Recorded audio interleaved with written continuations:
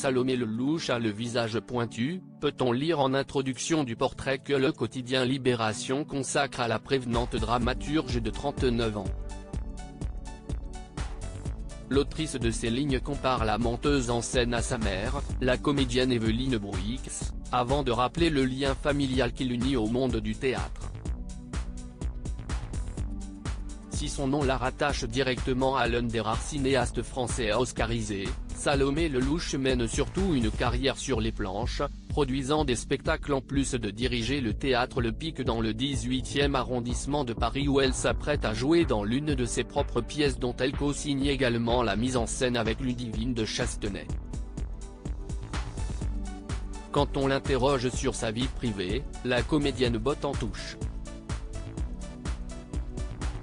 J'ai trop détesté que mes parents parlent de moi dans la presse pour faire comme eux, donc je m'arrête là, explique-t-elle. Preuve de cette réserve, Salomé Lelouch n'a révélé qu'en 2021 avoir eu une fille, Gabrielle, née 7 ans plus tôt. Maintenant que je suis mère, je mesure l'amour immense et inconditionnel que ma mère me porte, analyse l'ancienne compagne d'Arthur Jugnot. Si est-il vraiment la mère de Romain Gary dans La promesse de l'aube? Et dire que je la rabroue, parfois. La fille de Claude Lelouch n'en dira pas davantage sur le journaliste dont elle partage la vie dans le 9e arrondissement. Cette confidence très surprenante de Salomé Lelouch: si elle n'est pas juive, la religion ne se transmettant que par la mère, Salomé Lelouch a grandi dans la culture d'Europe centrale grâce à sa famille paternelle. Le mariage de Monsieur Westman, mis en scène en 2014, témoigne de son intérêt pour cette identité culturelle.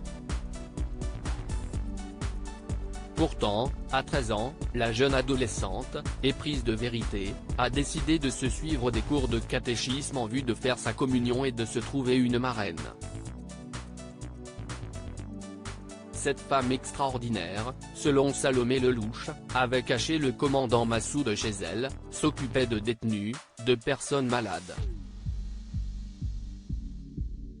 La fille de Claude Lelouch déchanterait quelques années plus tard en découvrant ses opinions politiques. Un jour, je découvre qu'elle vote Front National. Jusqu'à la fin, nous nous sommes opposés sur ce sujet, mais elle n'était pas un monstre.